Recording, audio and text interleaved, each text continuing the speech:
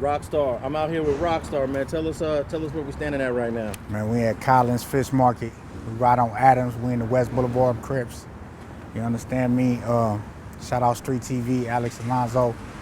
About to sit down, eat, chop it up, let y'all know the history.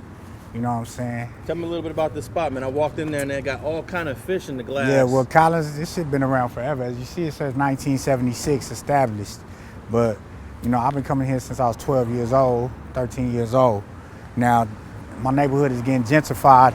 As you can see, if you go down Adams, there's gonna be all type of new businesses. Go down Jefferson, all type of new businesses. I'm not sure, 100% sure if they got bought out, but I know they changed their whole look. Like on the inside, when we go inside, it used to be pictures of all the homies.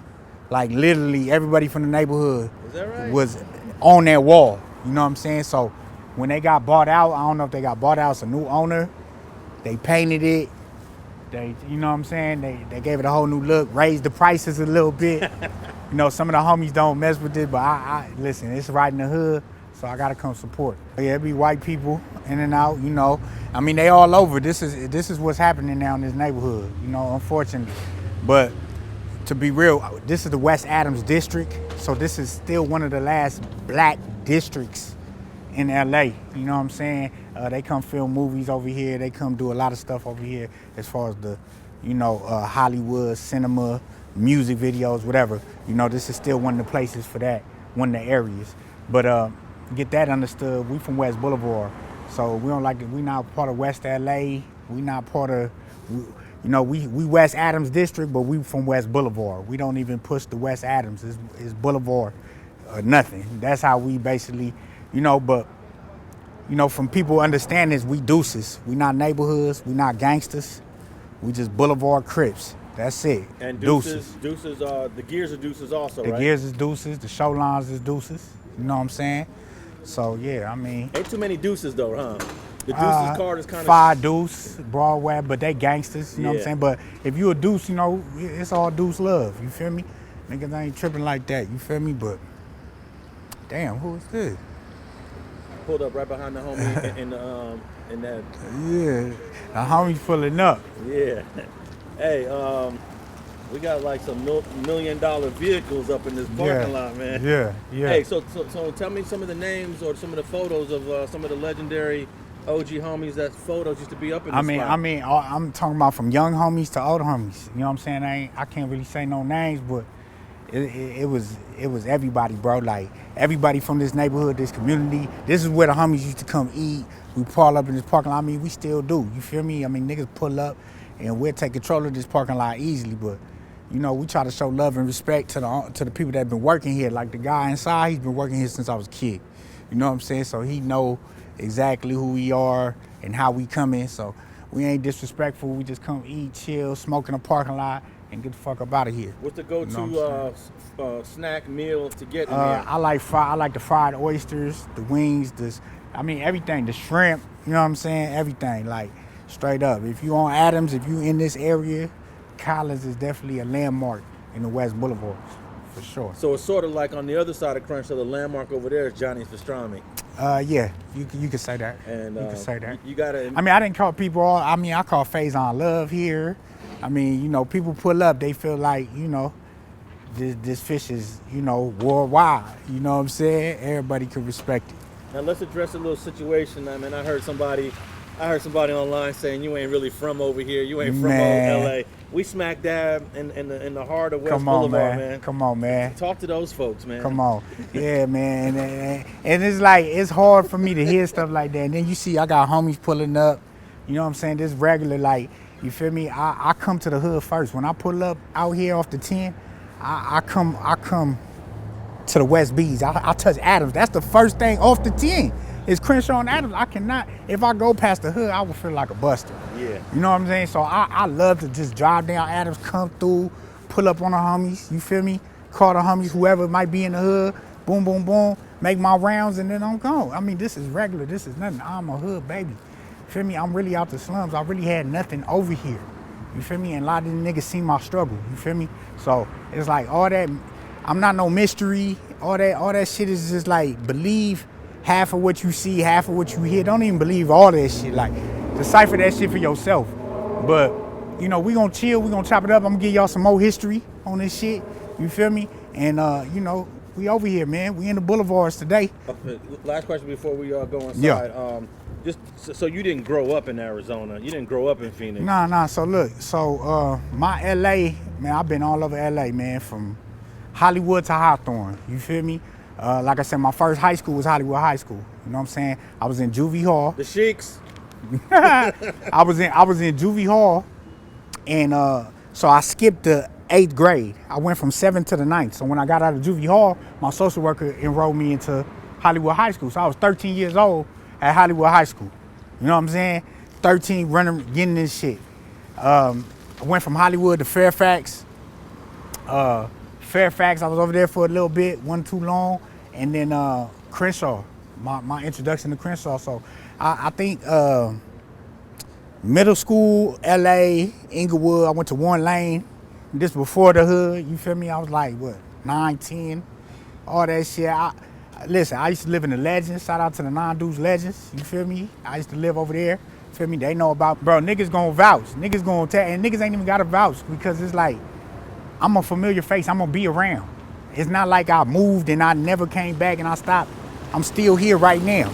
So when you went to Hollywood, did you catch the 210 bus right there on Crenshaw? No. So look, when I was in Hollywood, mind you, I just got out of juvie, so they sent me to a group home, a placement in Hollywood. So I was in a placement in Hollywood, you know what I'm saying? And so that placement allowed me to go to Hollywood, boom, boom, boom. But like I said, I was getting into it so much up there. I was fresh out. I was just wild, you feel me? It was on site, like we was tripping. I didn't even give a fuck about class. I don't know nothing about nothing. Left there, went to Fairfax. Fairfax is a big ass school. Big, college campus. Listen, I don't even think nobody even knew I went to Fairfax because I was so low key and I wasn't even on that. But this at the time when so Hollywood, okay, let's rewind it back. So CIP started right here in West Boulevard. That's a clique, completely irresistible pimps. 29th Street. It started right here. So Hollywood, I got out of juvie, I got put on CIP right here on Virginia Road, and I'll take you to Virginia Road and show you Virginia Road too, you know, because that's really where it started at, Virginia Road, right here in the hood. And then, you know, over time, like, I was banging that shit like a gang, so the homies like, you gotta be from the hood, you feel me? And it wasn't really no peer pressure. My best friend, rest in peace, you know what I'm saying, Tony KK, you know what I'm saying, that was my best friend. So his whole family was from over here, from the neighborhood. So me and him being best friends, it just made it that much, you know?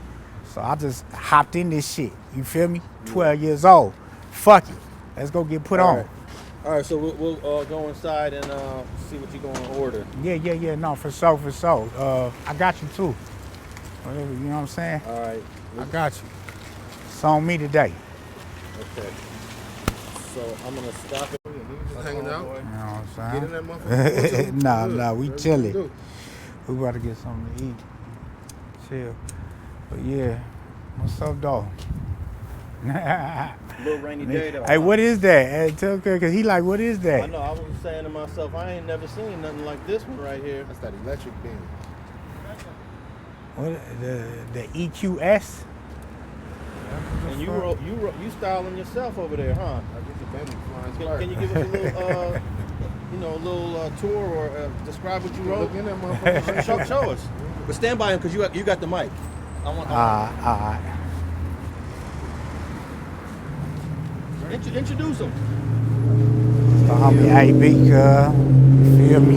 It's my young nigga though, cuz been out here, cuz just came home, you feel me? Doing this shit, rapping. Young nigga out here doing this shit for real. So y'all make sure y'all tune in with him and his movement, what he got cracking on everything. Just follow me, ABM Jesus, man. On everything. Okay. And We keeping the shit going, man. We keeping you money driving going. a car that everybody wish they could drive, man. Tell us a little bit about it. Just gotta make their wishes come true. That's my homeboy time right here. Yeah, you know what's happening. What's the model and what's it like driving it? It's like flying Spurs, shit. Okay. Luxurious shit. That's all I can say.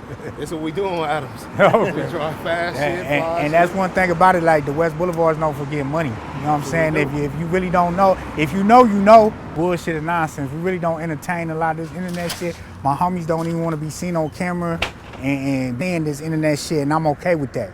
And it's understood. But I'm here to shed light on my community and, you know, motherfuckers from over here that, you know, deserve some light, everybody got a story. That's one thing about the homie Nip, rest in peace. Today, man, we chilling. All right, you know what I'm saying? We'll go inside. Let me get you, do a little shot inside. Yeah, here. yeah. You gonna shut your door, fool? Yeah.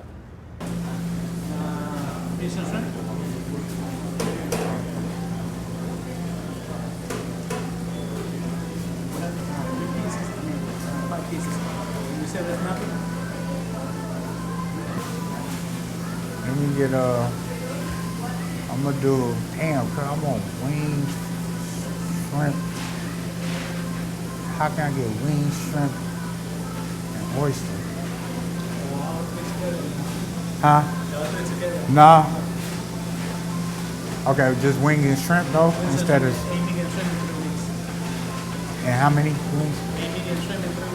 And 3 wings? Okay, yeah, do that. And the fries. You said shrimp and with, right? Yeah. So I ordered fries and what else? Some shrimp and wings. Fries and some collard greens. You know what I'm saying? Real fast light. Welcome to the West Boulevard's Collins Fish. Put hot sauce on everything. What we got here, man? We at Collins Fish and Chips right here on Adams, Rampart. Make sure y'all come tap in. LA, West Adams District. We in the West Boulevard Crips. I'm eating some wings, some shrimp, some fries, some collard greens. And I like hot sauce on all of it. I don't even play. But yeah, this the spot. This like, you know, when I'm sliding through the hood, or if I want to, you know, show somebody my hood, this is a landmark right here. This is a landmark in the district. A lot of stars come here. They gentrified this place, so like I said, it's more friendly. You know, you're gonna see white people in here, all that. But you know, the homies outside right now. Feel me? Yeah, let's talk about what's off camera, because not everybody want to be on camera. But since we've been here, at least 5, 6, 7 homies from the set pulled up. No, for sure. You know, niggas here. I'm in the hood. You know, we probably called the day before, told them. But a lot of people don't want to be on camera, and I respect that, because this ain't for everybody. So, and they respect me on what I'm trying to do. So, they gonna come support. You feel me? Man, it's just. That's what I'm saying. Like, the internet is the internet. Internet is undefeated, but you can't fight that. But I'm not here to overprove myself. I'm not here to tell y'all I'm a super Crip. I'm a super, you feel me? Like, we not here to promote none of that. But I'm gonna show y'all how authentic this is and how authentic I am. You know, and we just gonna keep it 100 like. Hey, you know what's bizarre is that the dude you recently was feuding with online, he can't go to Pacoima in his hood the way you are right here in West Boulevard. That's a fact. Damn. I don't know if you Say it ain't so. I don't know if you do that or if you care to speak on that. But I mean, I be hearing shit like that. yeah. But, you know, like I said, man, all that shit is speculation. No, I'm saying for a fact. No, with I'm him. saying for a fact he can't go to Pacoima. No, with him. I'm Yeah. not talking about that. I'm talking about speculation with me. Oh, yeah. What people talking and the narrative that's out there, you know? Listen, I'm a regular individual, man. I just so happen to have an opportunity to hop in this lane and do this podcast and blog and shit. I don't want people to over-exaggerate. I'm not here to sell y'all a dream. I'm not here to make it seem like I'm bigger than the program, because I'm not. You know what I'm saying? We right here in the West Boulevards. My big homies out here. You know what I'm saying? Niggas pulled up. It's all love. You know, they respect what's going on. And this ain't for everybody. You gotta have tough skin. And see, I really done been through some shit over here to where niggas know this internet shit is minor. This is nothing compared to what I've been through in real life. Yeah. Feel me? So do you, when you tap back into town, when you're back in the land, do you miss it? Do do you say, damn, do you want to stay, or do you like where you're at? You comfortable where you at now? I already did this. I did this to the fullest. I'm not eager. I used to be eager when I first moved.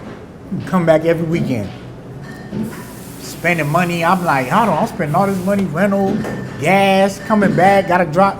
It didn't make no sense. I'm not eager no more.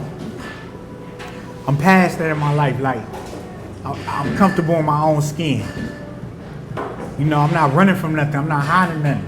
I can come over here when I want to. I can pop up. I don't have to tap in call. Let me tell you, somebody told me a long time ago when I was young, my homie Baby Cat, he said, don't let a nigga tell you about your hood. And I took that to heart, 13, 14. What you mean by, don't let a nigga, oh yeah, a nigga can't tell me nothing. You know what I'm saying? Like it's a different time. You gotta adapt to it. If you don't, then you gonna get lost in the sauce.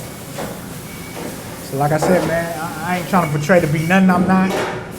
But this is who I am. This is where I'm from, and they can't take that away from me. So let's take me back to the beginning, man. How old was you when you decided that you want to make that decision and be a part of this thing that we call West Boulevard? I was 12, going on 13. 12 years old. My best friend Tiny KK, rest in peace, tatted on my arm. His whole family from the neighborhood. Me and him kicking it every day. He didn't have to get put on. He was already like damn near born in, but he was that much of a rider. He didn't like, I gotta prove, I gotta show. So me and him got put on together. Went to the hood, hopped in the homie car, my homie Baby Hennessy. Took us over there, Baby KK, rest in peace. His brother's Baby KK. Went to the dead end, caught our fade, 2-man fade, 28 seconds each. Tiny KK put a nigga down. You feel me? I catch my head up, get with it. It was on. You know, I'm telling you, that 2 weeks, the first 2 weeks, from that point, it was like a movie. Like, it's a lot of shit I couldn't even explain to y'all, couldn't even tell y'all. But that shit was like a movie, you know what I'm saying? And my boy Tiny KK, rest in peace, you know, he went to the grave with a lot of our secrets, you know what I'm saying? A lot of our shit. But so he didn't have to get put on, but he got put on anyway? Yeah, because his whole family, I'm talking about his mama, his pops, his brother, both his uncles, his cousin, everybody from West Boulevard. You feel me? His bloodline is West Boulevard. He was already banging Tiny KK when I met him, but he wasn't like in the hood. Feel me? I was the nigga that was kind of rowling niggas up to come to the hood, because I was already over here because I was from a clique. So when I made it official, I was a nigga, if you wasn't in the hood and you was a young nigga my age, you gotta come to the hood. Let's go to the hood. So. Let's talk about that clique. So you was in that clique before you got put on West Yeah, Boulevard. CIP. Brick Baby was part of it too. Is that right? Yeah, Brick Baby used to live over here. You know, his family owned property over here. You know what I'm saying? But we was all from CIP. And CIP, everybody that's from CIP now is from 30s, 40s, 60s. Everybody from different hoods. Can you hear me? So did CIP have a hood, or was just... No, CIP was 29th Street, West Boulevard. It started in the West Boulevard, straight up. I got put on right here on Virginia Road, called my fade. And a lot of people from there, like I said, turned West Boulevard, turned other hoods. But we was all like some playing ass young players, you know what I'm saying? Some fly ass niggas that, you know, CIP, that's what we thought. So you and Brick Baby about the same age? I think he might be a little older, a couple years, but we in the same realm. So when you guys For sure. in CIP at the same time together? Yeah. He was definitely before me. I was more of a late. I came late to CIP, but by the time I came, I was the nigga like really pressing the line for CIP. You know what I'm saying? At that age, I was a young nigga, bro. I was listen, I was out here really trying to prove something. You know what I'm saying? One of them times, but yeah. So Brick, we got a mutual homeboy who actually. So my homeboy was Baby Cash, who ended up being Baby S Don from 60s. Baby Cash is the reason why I'm from CIP. You know what I'm saying? Why I'm from CIP. So he brought me up over here. I got put on Virginia Road. Boom. Then I'm just walking around the hood, mobbing around the hood. I get familiarized with my homeboy Mookie. Shout out my homeboy Mookie. You know what I'm saying? He really, another reason why I was fully over here. You feel me? I was a institutionalized a kid. I was in this system. I was in group homes, foster homes, you know, placements. I've been in there, so it was times where, you know, I was homeless and I was sleeping in the hood, and the homies let me stay at their house, so I'm staying in the back house in Mr. Jimmy's spot.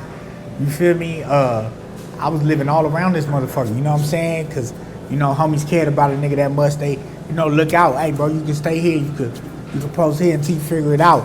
And a lot of niggas thought I was older than what I was, too. That's crazy.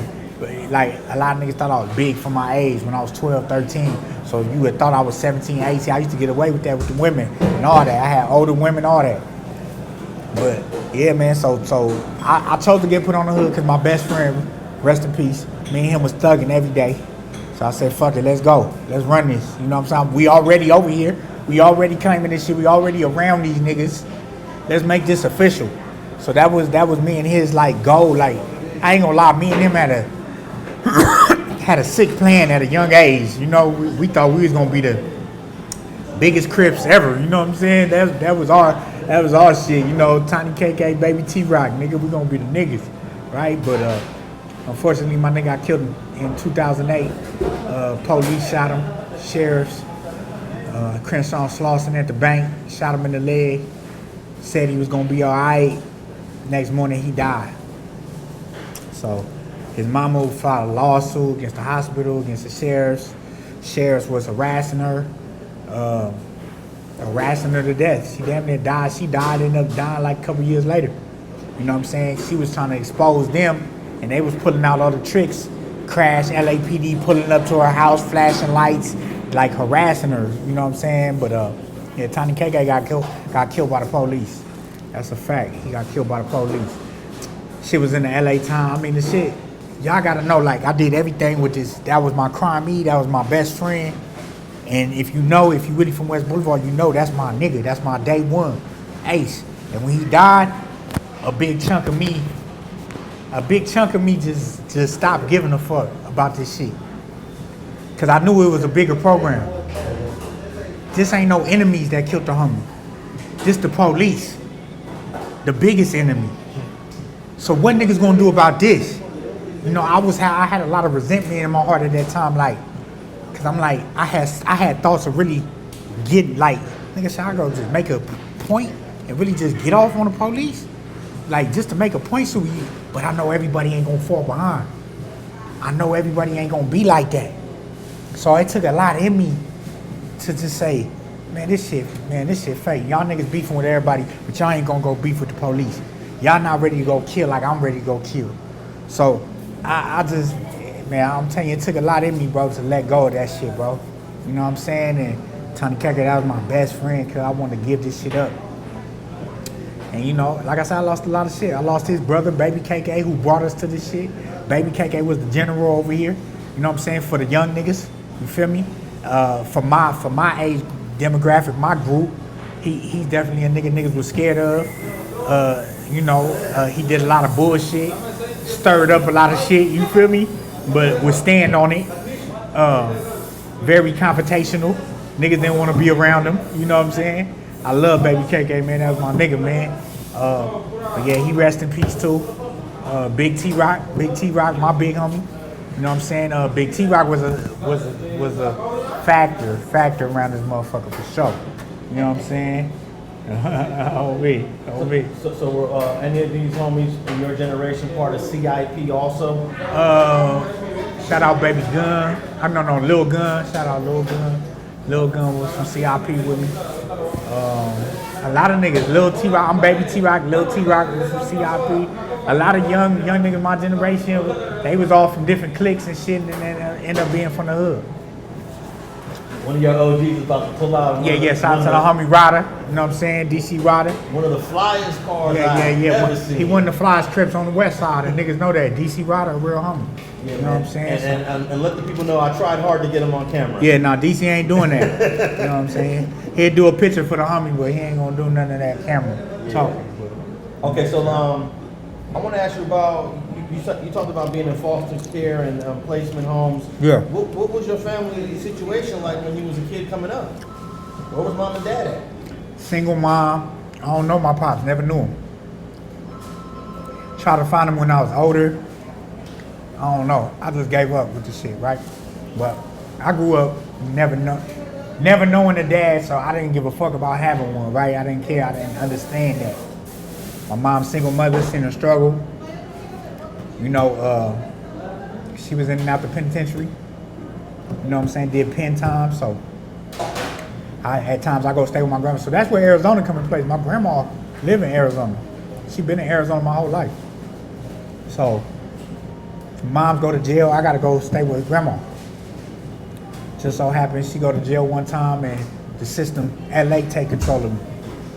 So that's how I end up in placements, foster homes. I go to juvie hall for beating the motherfucker up, assaulting, petty theft, get out, end up right back in the placement. Cause moms was locked up, she gone. So I don't know pops at the time, I don't know nothing. You know, I got family, auntie, cousins, but everybody's struggling. Everybody don't wanna take responsibility for me as a young man, you feel me? So I just end up thugging, man. The streets was my home. Like I say, my big homie, I gotta give props to my big homie. That's the only nigga that I really can look at like a father. That's a nigga who never steered me in the wrong direction. When I got put on this shit, he gave me a gun to protect myself. He didn't give me a gun to go shoot nobody. You know what I'm saying? What was his name? Big T-Rock. I'm baby T-Rock. Big T-Rock. He a legend from listen, between us, man, listen. And I know we talking, this what it is, but Big T-Rock, he started cripping in 89. I think he got put on the hood in 89. Big T-Rock went to jail. No. Let me get it. I think he got put on 88, 87, 88. Is when he got put on the hood. 89, he had attempted murder that got dropped. They didn't come. 92, 93, he ended up getting manslaughter charges on a murder. That happened. So he the reason why we got gates up on Jefferson. You know Jefferson, the alleys in Jefferson. He the reason why we got gates up. Now, you know, back then there wasn't no gates. Feel me? And his particular issue, you know what I'm saying? He ended up knocking the nigga down in the alley. But yeah, Big T-Rock was a fly nigga, real humble individual. You know what I'm saying? But he's definitely big on loyalty, definitely big on pressing, on West B history, you understanding your West B history, you knowing your West B history. He was big on that, you know what I'm saying? Big T-Rock, man, that's my nigga, man. He got killed downtown about 2-3 years ago, I think 2020, 21. Killed me, man. You know, hurt. Like I said, I done lost a lot over here. I done lost a lot of good niggas, you feel me? To be in the position where I'm at right now. A nigga that had big influence on my life, heavy influence, and they not here to share these moments with me. So sometimes this shit be bittersweet with me because it's like y'all don't even understand the shit that a nigga really did to get here and what a nigga lost in order to still smile and still play cool like everything, you feel me? But everything don't be like that. Like a nigga really missed the homies, you feel me? And I wish they was here to share this shit. And you know they not, but it's just up to me to keep this shit going, you know? That's it, that's all. All right, so let's talk a little bit about what you do know about your dad, even though you never met him. I don't know nothing about the nigga. So how do you start to look for him? You got enough name or where he used to live? So, mom give me a name. I go looking for him. He in Tucson, Arizona. I go on Facebook. I end up running into his niece. Me and his niece end up being real cool. I go down there, go see her, all that. Dude don't want to holler. Dude act like he don't know nothing. He act like he don't know nothing. You know, so it's like I'm not about to force nothing. Like, you feel me? Like, nigga, you want to play dumb? You want to play dumb?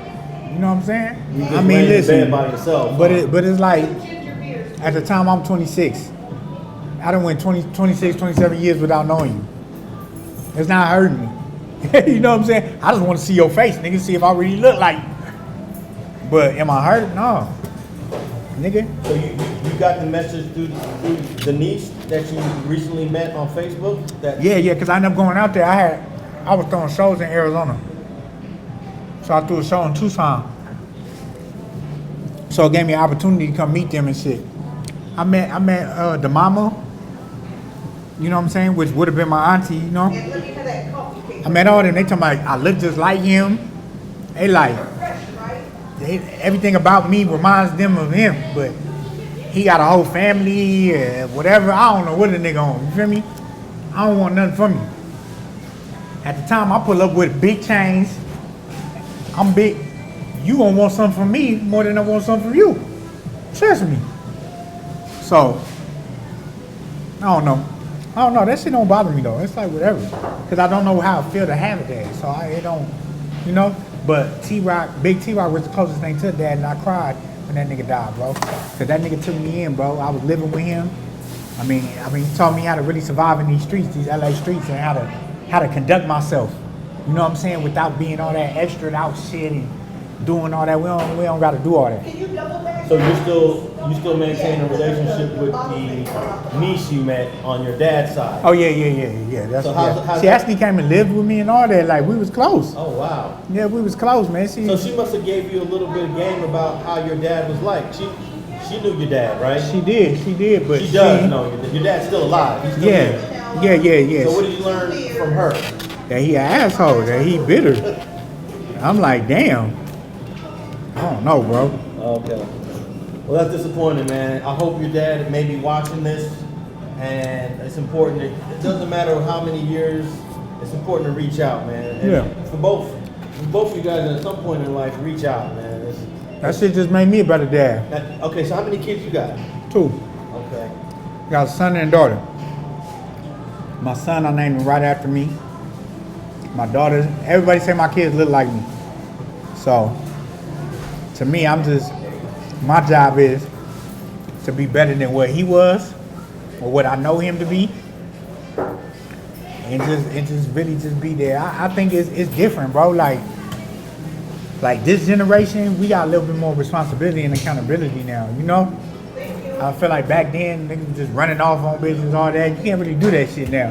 You know what I'm saying? Bitch was, you know, air your shit out. Or, like, we kind of got a responsibility to, like, really hold it down. And, I don't know, I'm here for mine, you feel me? I love mine. Listen, I'm fully involved. They can't do shit. I'm like a coach. I'm like a coach at football practice.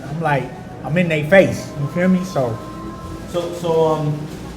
how many years were you under the foster system? Man, when you turned 18, were you free, or how did that work? You right. When I turned 18, I got free, cuz. They give you a little bit of money. But I was already gone. I was already gone. So I AWOL. I left. It was too much shit happening in LA. I was getting into it, enemies every day, police. It was too much shit, fighting. You know, I remember my homie Baby KK, he was like, bro, you gotta get up out of here, you gonna die. You know what I'm saying? He told me that shit one day we was standing on 11th Ave and 54th. He like, bro, you getting this shit every fucking day. He like, you gotta get the fuck up out of here. So my last group home was in the A-Trays on 81st place in Normandy, between Normandy and Hardale. And the A-Tray, so I guess they thought I was from neighborhood or something.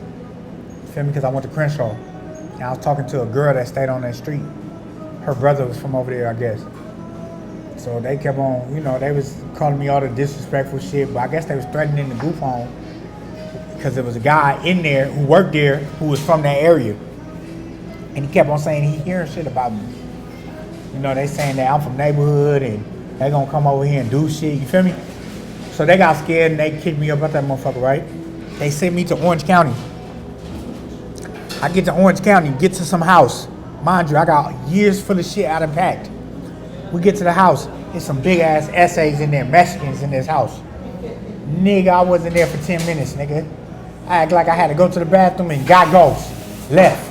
Hopped on that blue line or whatever it was, back to LA. Was staying in the 6-0s in the Ville, in the projects over there.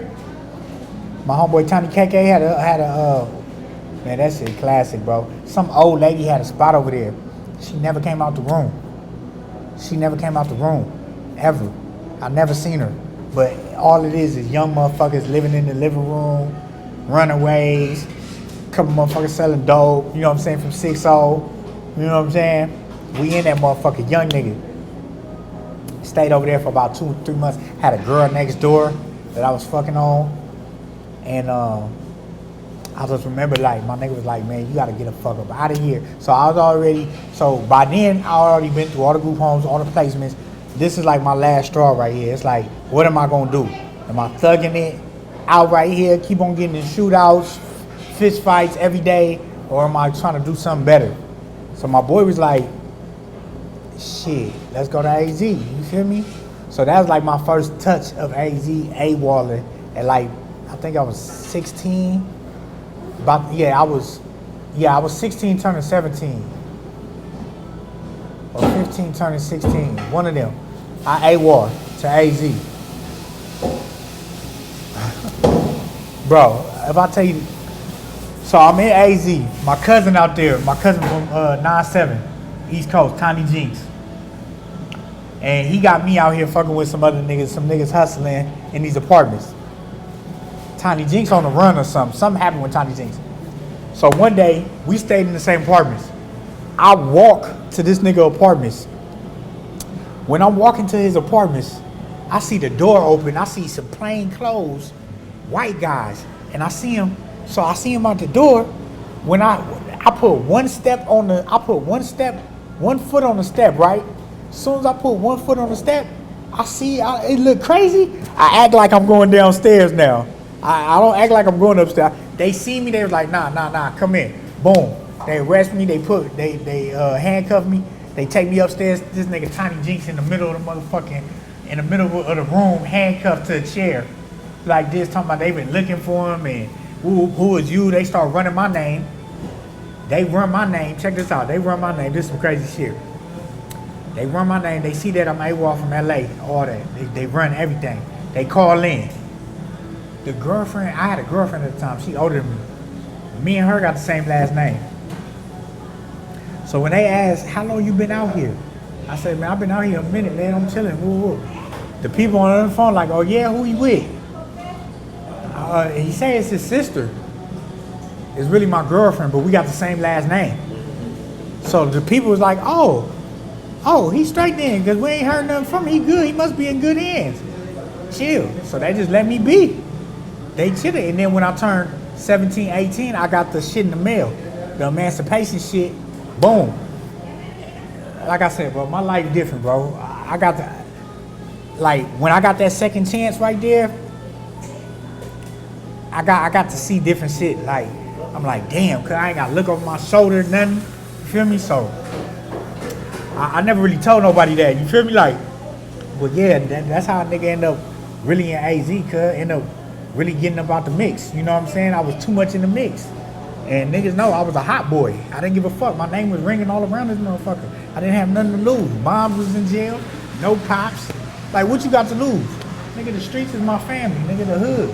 You know, this is what, you know, so. At some point you reconnect with your mom. Go ahead. Yeah, 17 years old. 17 years old, mom come home. And she been home ever since. But like throughout like, from like five, that's when she like started getting into her problems. But my mom has 360, changed her life around.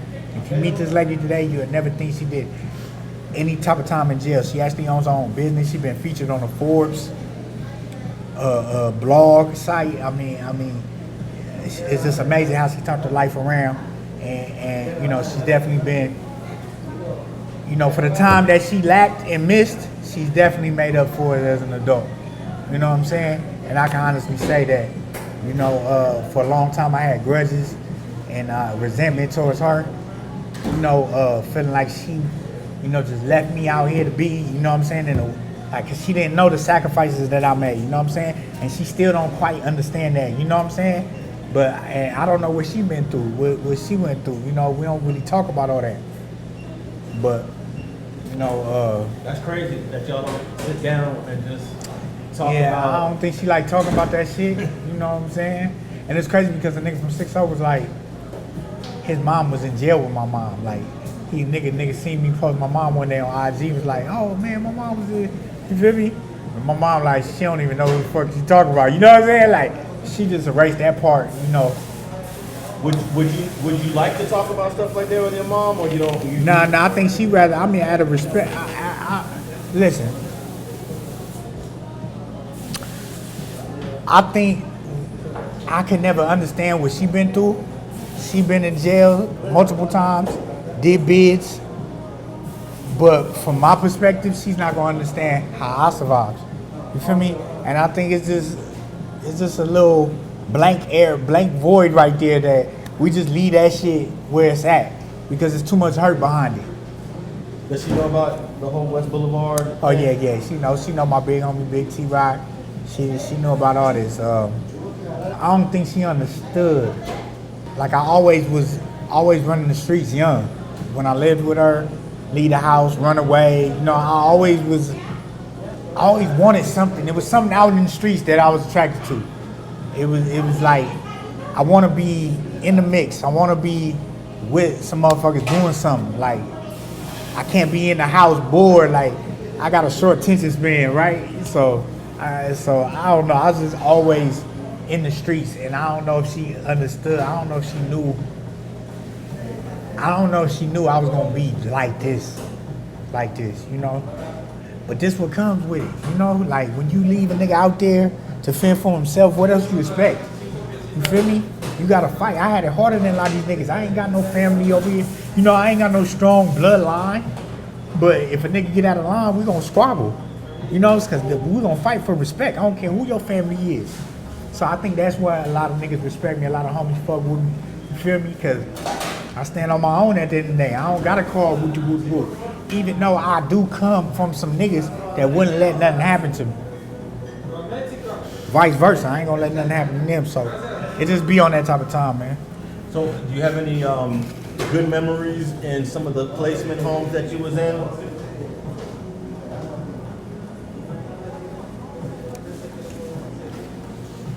So I was in a placement in the 6-0s. I was in a placement in the 8-trays. You know, I was in a group home in the 8-trays, group home in the 6-0. Placement in Hollywood. And right here in the 40s. Now, a lot of niggas that are banging now, I was in group homes where I was in these foster homes with. Any cool families that they put you with, memorable, fun, like? No, I ain't never got adopted. That was the goal though, huh? Not really. We tried. My big homie girl tried. My big homie girl. So they family from Broadway. Shout out to the Broadways. She was crazy about my big homie. So my social worker was a female. And you know, she got to come to the house and check. She don't want her out the house with the big homie alone. You know, she crazy like that. Like, she like, so I had a hard time being adopted. Like, I ain't gonna lie. I never really wanted that because my mama always gonna wanted to reserve her rights. She didn't even want to give rights to my grandma. You feel me? So she never gave her rights up. So being adopted wasn't the goal. For me, it was just more like, can I be stable? Can I go to this school for this long? Stay here, grow up, have some friends. You know what I'm saying? So that's why I think I ended up choosing West Boulevard, choosing my homeboys, because it's like I got tired of moving around and having to come just, and it's just, nigga, and you know, we just clicked. And then like I said, we known for getting money. It's a get money hood. Nigga, me and my best friend was broke, nigga, and we decided to get put on the hood. Our shit went up like that. I ain't gonna lie to you. Everything from jacking, robbing, hustling, you feel me? Everything. You know, we done did it right here. Did you manage to earn enough credits to graduate from high school on time? I ended up going to alternative. My bad. Ooh, that's so spicy. I ended up going to alternative school and getting my high school diploma though. And they said it wasn't accredited. What's so funny is, I ended up going to Phoenix College in Phoenix, getting my music business, associates in music business. And I did 2 years there. I could have finished. I got caught up, you know, I stayed getting caught up in the street shit. Just distract me from everything, right? But I was going to barber school. And I was getting financial aid, and they told me that my fucking high school diploma wasn't accredited enough. And I already been going here 6 months, damn near got half my hours. Shit was crazy. So I tried to go get my GED the day my daughter was born. And but I missed it by 1. And right before they made the new law, or the new GED rule or some shit, where you had to do it all over again or whatever. So I just gave up on that shit. But I got a high school diploma. I did 2 years of college. I'm just saying, like, what the fuck? Like, do I really need anything else to, you know, for credentials? Like, I did it all, bro. What was your favorite school attendant in Los Angeles? Favorite school attendant. I mean, I liked Hollywood. I don't remember class. Fairfax, I did go to class, but it was too big. I was shadowed, so I felt like an outcast there. Crenshaw, it gotta be Crenshaw. Crenshaw was just it. Homies, it was like a movie. It was like a straight fucking Boys in the Hood. Like, you can't, like I said, as soon as I checked in, they banging on you. As soon as you check in, where you from? Oh yeah, we from, oh okay. You don't let the whole school know. Like that time we was going there, everybody know that 03, 04, 05, crazy. Did you bump into a lot of West LA cats at Fairfax? BBGs, Marvins? Yeah, but you see at the time, like I said, I was on the cusp. I wasn't even fully West Boulevard yet, I'm CRP. But to be real, by yourselves. And it wasn't, I don't know, I'm not too familiar. I got a cousin from Playboy. His whole family from West Boulevard. You know what I'm saying? Shout out my nigga Tony Mad from Playboy. You know what I'm saying? That's what I'm familiar with. I used to live over there too, though. Matter of fact, Mom's had a spot over there too, on like Cadillac, I want to say. But yeah, I'm not like I said, man. We not West LA, so I don't really get into their politics. You feel me? And a lot of people confuse us with that West LA shit, but we is West Adams, West Boulevard. You know what I'm saying? We deuces, man. We ain't all that other shit. I don't really comprehend. I don't understand. All right, so let's get into some of your content creation. You seem to have stumbled across something now. I think it wasn't something you had planned on doing. You stumbled into it, and you created a nice little presence through YouTube/Clubhouse. Yeah. Talk about how that got cracking. Yeah, hopped on Clubhouse. So I'm part of this company called Hip Hop Trends. Hip Hop Trends is in Arizona. We was throwing shows. We were doing concerts. Doing concerts. I became a partner. Our first show was Slim 400 in Phoenix, Arizona. Sold out. Boom. We did OT Genesis. We did Kurt Cobain. The list goes on. I'm now a 50-50 partner in this company. We start doing the blog and stuff because the shows, the pandemic slowed shit down.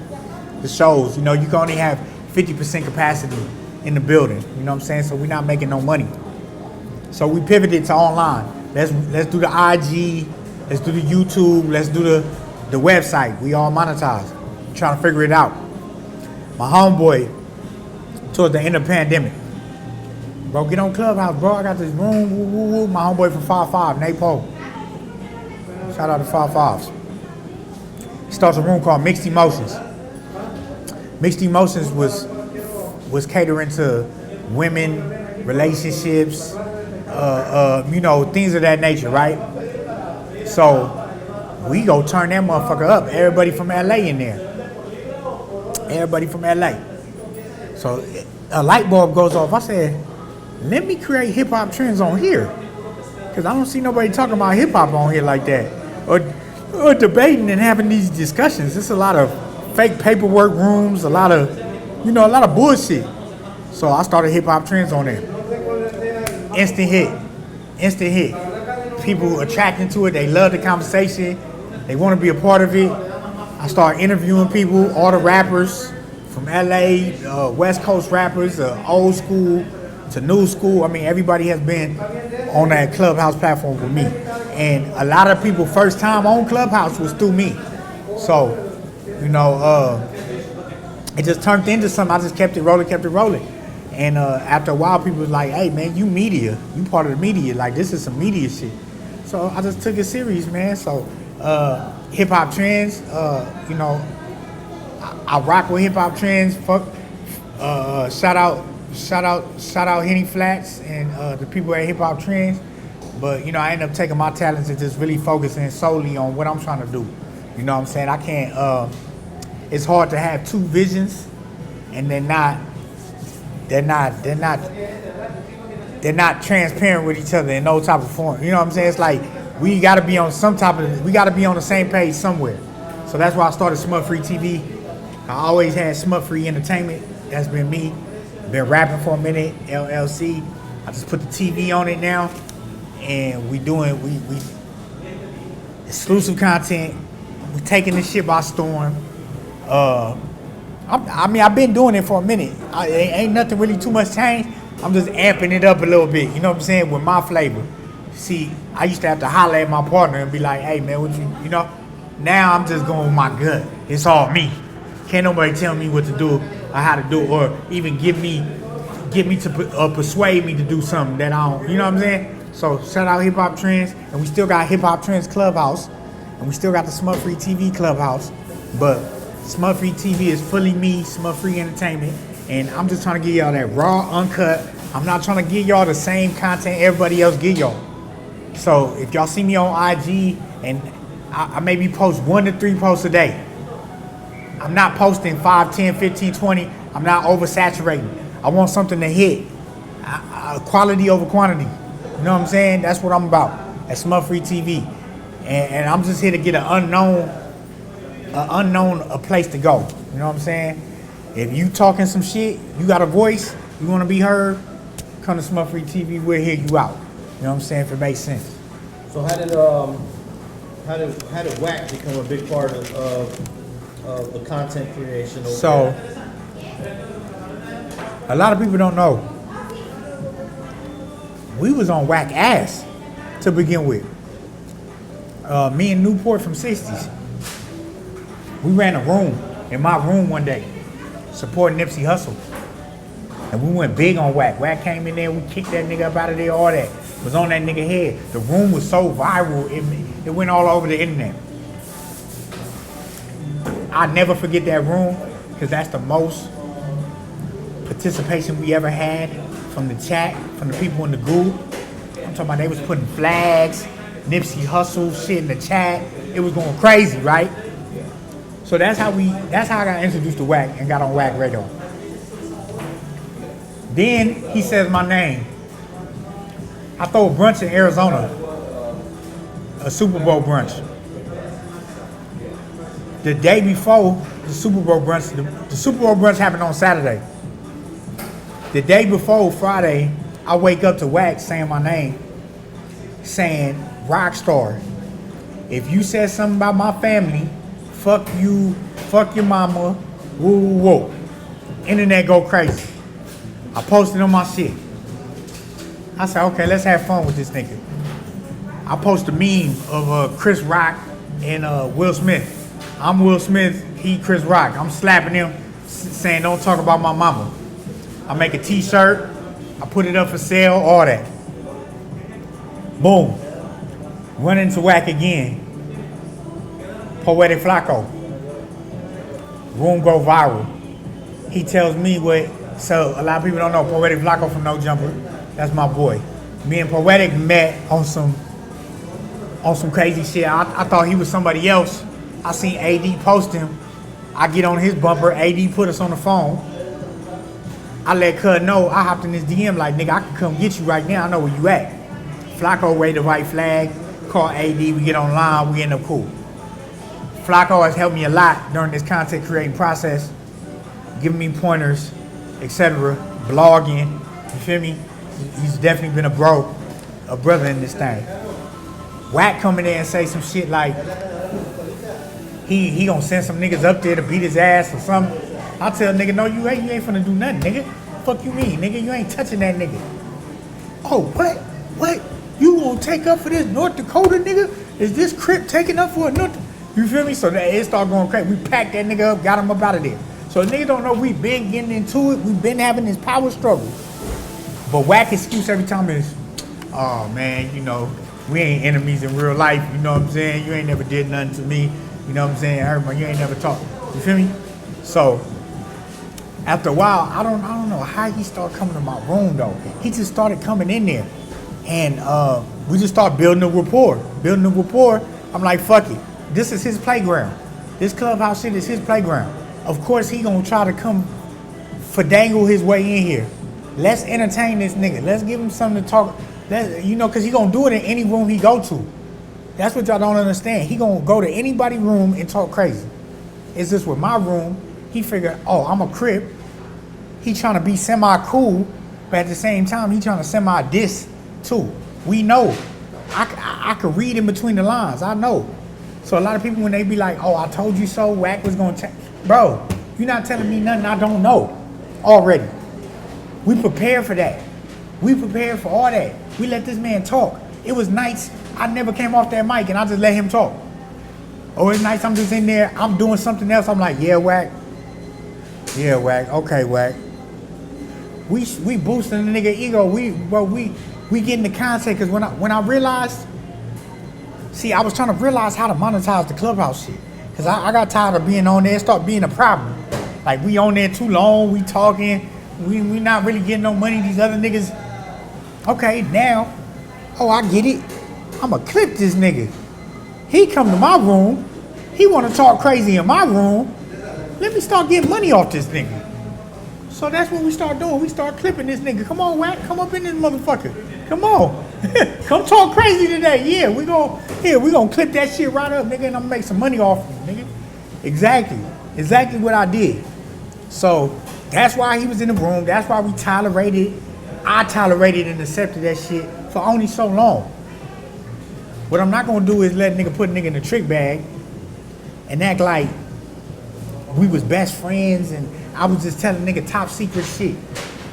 Bro, listen, this is an internet-based relationship. If y'all don't understand that, I don't know what to tell y'all.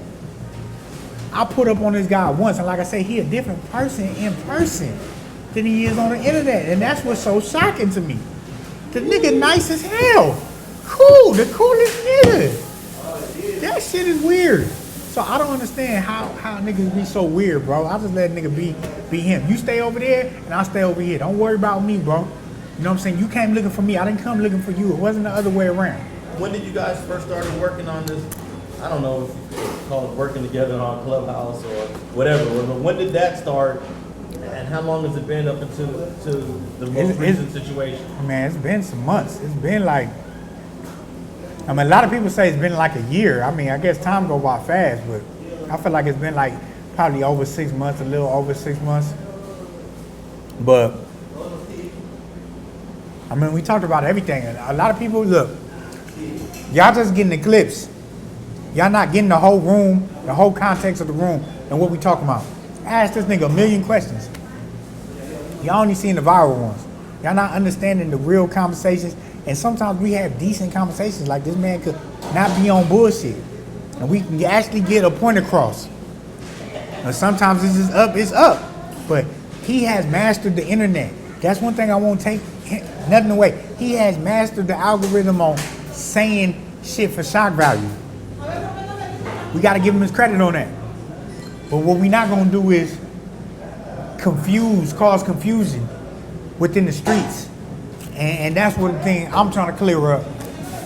That this nigga, he an entertainer. He don't really have no say so. He not moving no weight on this West Side Crip shit. So, you know, that's where I'm at with it. So what was the final straw that severed the relationship? To be honest, it was you. What? You know, the way he disrespected the interview, you know, I wasn't too fond, my people wasn't too fond of that. You know, they really wanted to hear the interview from you. They really wanted to hear what you had to say. I really think he came in there with the malicious intent off top. He was just waiting for his cue. He heard Munchie B name. That was his cue to come in there and cause a distraction. And what's so funny, when we argue, he thinks that clip made he like, oh, that clip, nigga, your interview, bro, we wasn't even on that. So he's so caught up in this internet shit, he don't even know how to be real and be cool. So that's just, listen, bro. That's what I'm saying. So he disrespected the interview with Alex Alonso. And then the whole Brick Baby and 600 was in there. He did some weird shit when Brick Baby left and was trying to, he lowball was instigating the shit between Brick Baby and 600. And we was listening to it and watching it before our eyes. I'm like, you see this shit? I had to call Brick to come back in the room. Like, boy, come back in the room. This nigga brought 600 in here. He talking crazy like, you feel me? Come in here, nigga. So it's just like, it's too much shit, bro. Enough is enough. I'm not about to entertain it. Keep on, you know, because people want me to take accountability for involving him. To me, take the shoes out, me being a Crip. I'm a blogger podcaster. That's what I am, a blogger podcaster. If I wasn't a Crip, y'all wouldn't be saying none of this. And them niggas can ask the questions, but I can't. That's not fair. Y'all gotta be fair. You know what I'm saying? So that's where I'm at with it. And that's another thing with Wack. And one day, oh man, fuck the streets is a myth. Then the next day, you ain't been to jail, you ain't no hood nigga. I'm like, bro, what is it with you? I don't understand. I don't get it. So, that's where I'm at with it. It's fuck that nigga though.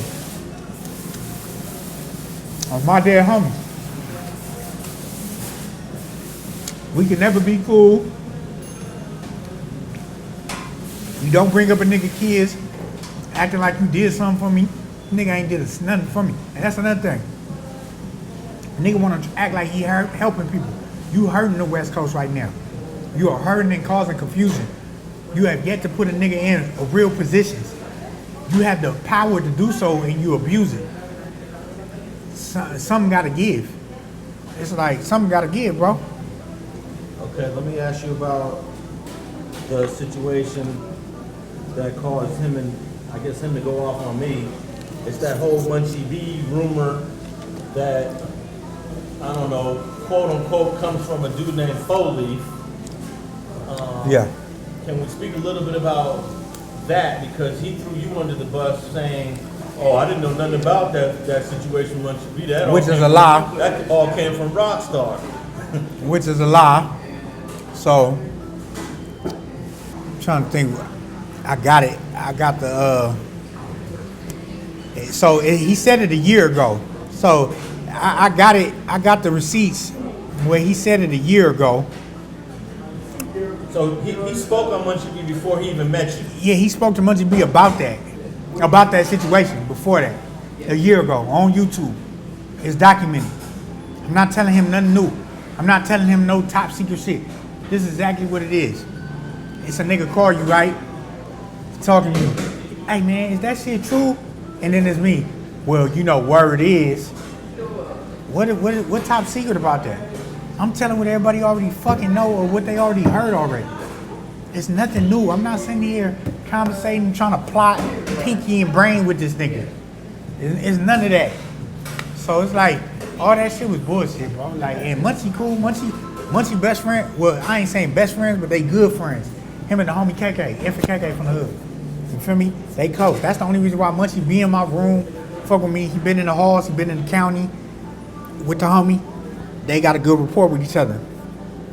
So Munchie know where I stand. 4Leaf is a nigga that I was in group homes with. Group homes and foster homes. Before he was 4Leaf. Me and him have we got a brotherly love. Feel me? Because we really come from the system to the streets, right? He in jail, he called me, he reached out to me. A lot of people seen I was fucking with Wack. He was one of them. Hey, you know, holla at Wack, woo, woo, woo. If I can make something happen for him, cool. He didn't want to talk to Wack at all. He didn't want to talk to Wack on the phone at all. He was like, nigga, if you right there next to Wack, he's like, put me on the phone. But don't call that nigga on three-way. Don't do none of that with me. He refused to talk to Wack. So I'm relaying certain messages, you know. Hey, Wack, my nigga 4Leaf wanna, woo, woo, he got some shit up. You know what I'm saying? Shit like that. We just talking in the process, right? So Niggas be over exaggerating and overdoing, putting extras on shit, bro, that be petty and simple. Like, he can't get me on nothing. And that's one thing about it.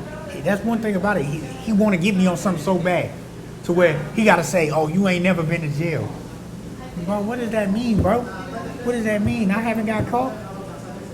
Huh? Because I'm slicker than a can of oil. Nigga, best believe that. Nigga, that ain't on me right now. While we talking. Nigga, don't get it twisted. He mentioned the dude's name when he was trying to argue with me, and I, you know. And Foley said he didn't even do it. So, that's the real facts. So, listen, them is rumors that been on the west side for years. Ever since Munchie got into it with whoever in there. I never knew much. My thing, I was telling Wack, this is what I was telling Wack. I said, hypothetical. If you in there with Munchie, that happens to Munchie. Aren't you supposed to respond? That dorm is supposed to go up. Go crazy over that. Why ain't nothing that happened? If that really happened. And I'm just saying hypothetically. I don't know if it happened. I wasn't there. I'm third party. A nigga can tell me everything all day, this and that. If they wasn't there, then how I'm supposed to believe that? That's why I get down to it. Okay. Final thoughts, man. I just want y'all to know that, look, it's mind over matter, right? Don't believe everything and decipher it for yourself. Don't let nobody persuade you in to believe in these narratives, you know? Create your own narrative in life. I've created mine. You feel me? I'm not a nigga that's letting nothing hold me back. They say because you from a hood, you can't be doing media, and you can't do this, and you can't do that. Well, I'm here to tell you, none of that shit matter. You know what I'm saying? No, none of it matter. All of it is bullshit. Do what you feel from your heart. Do it out your gut. You know what I'm saying? So that's all I'm saying. Like, you know, I'm from Boulevard, West Boulevard, and we deuces, and I'm not here to over-explain my past and show you how gangster I am. I'm just here to hopefully give you hope. You know what I'm saying? And hopefully you see something in me that make you want to do something better in your life. You know what I'm saying? And you can see that you ain't gotta be this super tough guy and come across aggressive to get your point across. You know what I'm saying? So yeah, man, shout out to Alex Alonso, StreetTV. You already know, Smut Free TV. We live and direct. You know, stay tuned, man. I got some more shit in store for y'all, you know?